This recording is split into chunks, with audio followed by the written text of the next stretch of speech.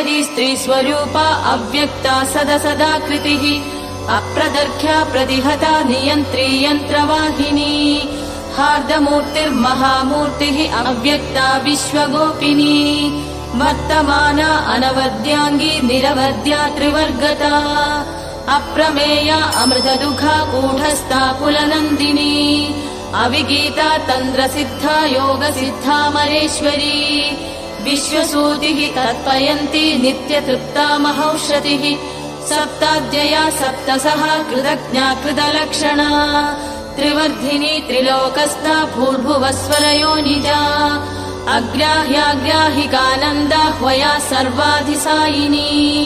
व्योमपद्मा कृतधुरा पूर्णकामा महेश्वरी सुवाच्या वाचिका सत्यगतना सर्वपावनी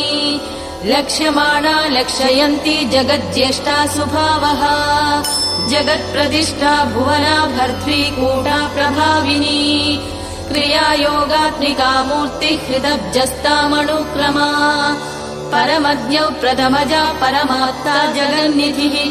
आत्मानपायिनी तुल्यस्वरूपा समलक्षणा तुल्यवृत्ता समवयाः मोदमाना खगध्वजा तुल्यश्रेष्ठा तुल्यशीला वरदा कामरूपिणी समग्रलक्षणानन्दा तुल्यभूतिः सनादना महर्दिः सत्यसङ्कल्पा भूमिजा परमेश्वरी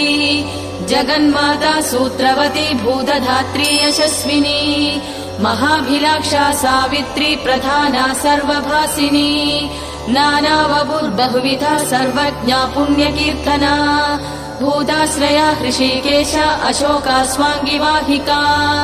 ब्रह्मात्मिका पुण्यजनी सत्यकामा समाधिभूः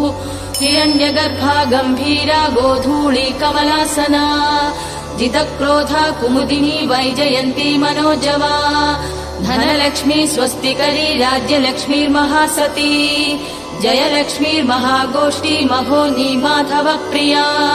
पद्मगर्भा वेदवती विविक्ता परमेष्टिनी